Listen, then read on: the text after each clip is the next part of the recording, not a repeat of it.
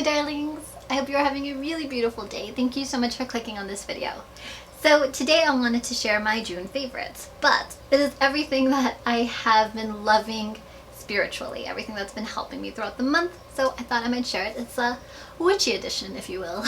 So let's go ahead and get right into it. So first off, I have some crystals to share because I have been loving them so much. So first off is my selenite. I have two. I have charged them with slightly different intents. So this one I use when I meditate, and also when I'm reading tarot cards or anything like that where I'm trying to connect with any divine power. That's what I use my selenite for. It helps me kind of channel better. So I kind of want to share a little backstory of why I got this crystal in the first place. I think it was in May.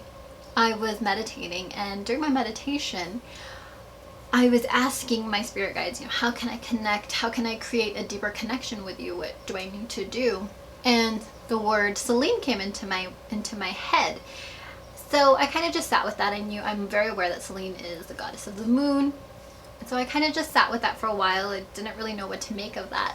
And I was looking at crystals one day and I saw selenite, and it suddenly just clicked that that was part of what they were trying to tell me. I mean, at the very least, right, it wouldn't hurt. So I purchased this selenite actually first, this wand, and I am absolutely in love with it. This one I use, I've charged it with the intent to help me clear away any blockages in any of my chakras, and that's what I use it for. Also just to hold it when I meditate, and it just kind of helps me get into that state of connection. I find a little bit easier, but yeah, I like to use this to kind of clear out any blockages in my chakras. And I also sometimes just like to kind of sit with it either here on my crown chakra or on my third eye, and I feel like if it just it's so strong to me, I feel like if this just instantly unblocks anything that's happened in there so that I can connect easier. And then right after that I was in my local gem store and I saw this beauty and I had to have it. It reminds me so much of a unicorn horn, which already to me is so magical.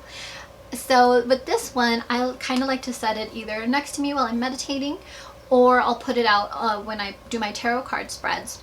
I'll put it there in the center, and I just feel like it helps me channel a lot better. That's what I wanted this one to be, is more for channeling. And so far I have loved it. It really has stepped up my game, I feel, when it comes to connecting with my spirit guides. I mean, I can talk to them anytime, but I feel the messages come in a lot clearer and stronger now that I have this, and so I'm absolutely loving it. I have to share that. And the next crystal I want to talk about is this tiger's eye. Oh, I love this so much. So I got this at my local gem store, and I was looking through all of the different little bits of tiger's eye, and this one just kind of called to me. We connected kind of instantaneously. And when I was on vacation a couple of weeks ago, I'm a very shy person. I tend to get a little anxious around people. When I'm in unfamiliar surroundings, I get very anxious. So I happened to take this with me, and I put it in my purse so that way I could have access to it anytime. I just kind of felt like if I just had it in my purse, it would kind of give me confidence and strength. And I was not wrong. I really felt like if it helped me throughout my time there, I was on vacation with my boyfriend and his family, so I don't know, I have a hard time, I guess, opening up sometimes to people. And so whenever I felt kind of nervous or awkward or anything like that, I would just take out my tiger's eye, hold it, kind of touch it, and I kind of felt the confidence rush into me. So yeah, I'm very bonded to this. I love it so much. I want to get a tiger's eye necklace or ring or something because I'm absolutely obsessed with this. So if you struggle with anything like confidence issues, I highly recommend it. I did read something about if you are carrying tiger's eye, that the person that you're talking to can't lie to you. So that's interesting. I kind of want to put that to the test. I wonder how many times people have been trying to lie to me, but they can't because I have my tiger's eye. And next, oh, I have this huge beauty. This is my amethyst. It is, oh, it's a big chunk. It's so pretty. I actually found it, strangely enough, at TJ Maxx. Oh no, Home Goods. I'm sorry, Home Goods. I was, just shopping around there, and my boyfriend was like, come here, there's some huge crystals over here. And I didn't even know that they sold these at Home Goods, but it is, yeah, it's authentic amethyst. So gorgeous, and of course I got it got a really good deal for it, because all of the amethyst chunks that I was looking at my local store online, they were far out of my price range. They were in like $60 or $80, which I can't really afford right now. So I saw this piece, it was $20.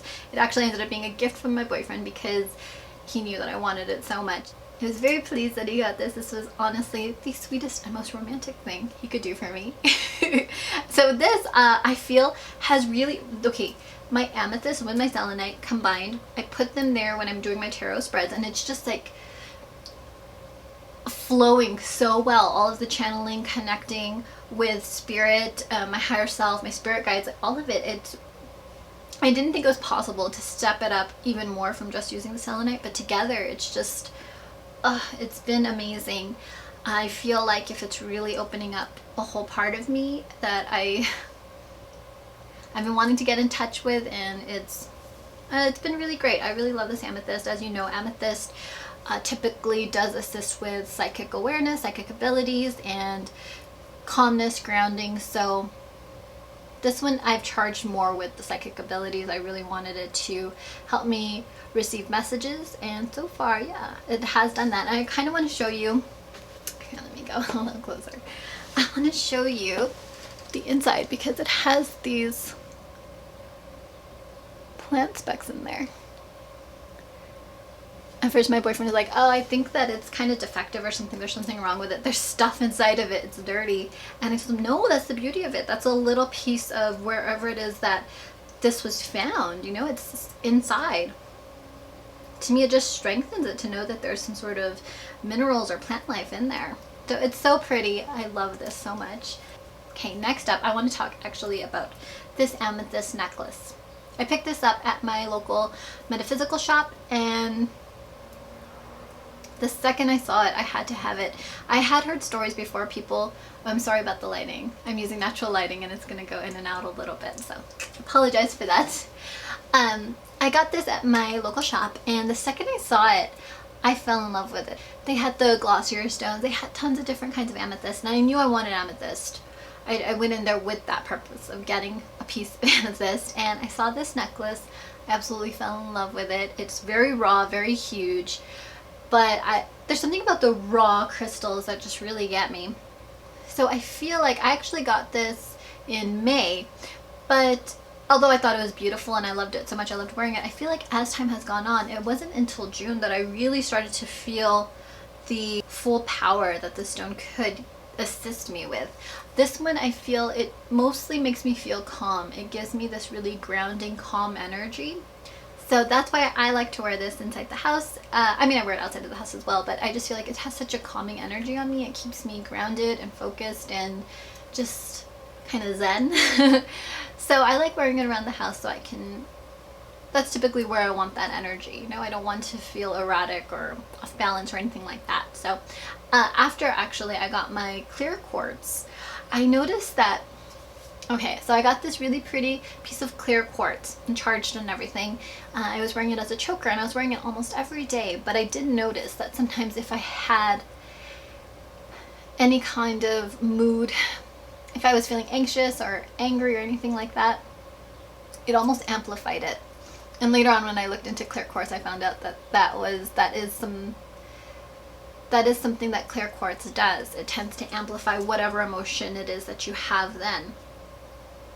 It amplifies that power, you know. So it's not really one that I like to wear around the house anymore. I kind of like to wear it if I have a very focused intention. That's when I'm wearing my clear quartz, because yeah, it just doesn't work for me. But my amethyst immediately puts me in a more calm state, which I'm loving.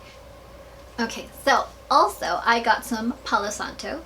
I had been hearing people talk about it so much. A lot of the YouTube channels that I watch had mentioned Palo Santo because it's all about cleansing, but not so intensely the way sage does. So I was curious about it because sometimes I feel like I want to clear out some energy. Even on my tarot cards say that I'm doing a reading for somebody, I want to be able to clear out that energy without clearing out everything, you know, the good and the bad. That's kind of what sage does, is it clears out the good and the bad energy.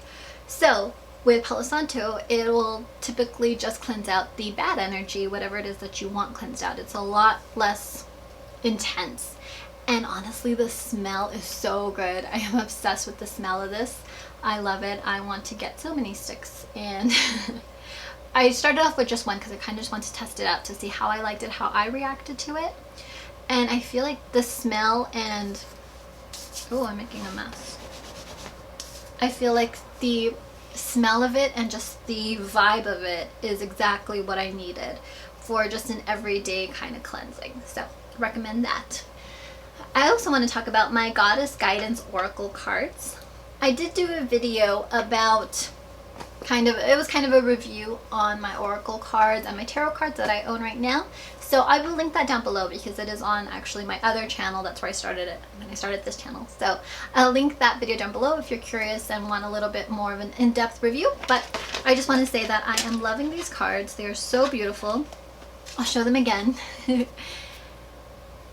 The images are absolutely lovely. I love the gold along the side, and I have just felt a real connection with this. I've always been interested in goddesses of any kind of religion or culture. I feel that connection, that divine feminine energy, I suppose, and this has been so wonderful to work with. I highly recommend them. They're on Amazon for $10. Can't beat that. Okay, and also here behind me, this tapestry has been my favorite. I got this last month. It is a tarot card and it says the star at the bottom. I just felt it was so fitting for the bedroom, and I'm absolutely in love with it. This you can find on Amazon as well. I think it was $9 or $10 or $12. I can't remember. I think it was $12 though. It is very sheer, I will say that, but it's not. That doesn't really bother me. I have a white wall, so it works perfectly. I love the size. This was actually, I think, the smaller size. I just think it adds something extra. It's beautiful for the bedroom. It just makes it all look so mystical, and I think it's just a perfect backdrop as well. So recommend that if you're curious. You can find it on Amazon. I'll link it down below in case you're interested in that. Okay, and lastly, I have a book that I want to talk about. So this is To Ride a Silver Broomstick, Next Generation Witchcraft by Silver Ravenwolf. I got this so long ago. I don't even think I was in high school. I was maybe in middle school, I want to say. I think I was maybe like 12 or 13 when I got this book. So I've had it forever. I read it all the way back then, but I feel like some of the things that were in here, either I couldn't really try because, you know, at that age, my family, they were aware of witchcraft. My mom, she always just let me do my thing. But I think I didn't really understand everything, or I didn't really have the capacity to dive in deep to some of the things and really understand it at that age the way I can now. So I grabbed this off of my bookshelf just to kind of flip through it to see if there was anything that I don't know, I guess I kind of want to brush up on things and see what I remembered, what I didn't remember, and just look through it. And I love it. There's some things in here that I kind of brushed past when I was little because I didn't really have any need for it at the time. I wasn't really interested in numerology or anything like that, or at least not to delve in deep to it. That's the thing. I kind of just like brushed past things at that age. So I took it out again, I looked through it, and there's just some real gems in here, some things that I have been incorporating into my practice, and I recommend it if you're curious about it. She talks about finding your magical name, celebrating Sabbats, creating sacred space, performing rituals, divination tools, color candle magic, practicing telepathy and bilocation, astral projection, working with power animals and familiars. So Silver Ravenwolf, I remember I was so obsessed with her when I was younger. I had like so many of her books, and it was just kind of a thing where, you know, you love something so much and then you kind of move on, you want to try new things, you kind of forget about things, and then I came back to what felt familiar and I'm so glad that I did. It just kind of helped me brush up on some things that I had forgotten about, and helped me look at some things that I didn't really pay much attention to back then, that now I'm like, oh, I should really try that. That's really interesting. I think that I am equipped with the tools now to try these things. So recommend it if you're curious. If you want a good witchcraft read, then I recommend this book. Okay, I think that wraps up my June favorites. So I hope you enjoyed this video. Thank you so much for stopping by. Give it a thumbs up if you'd like to, and have a beautiful week. Bye.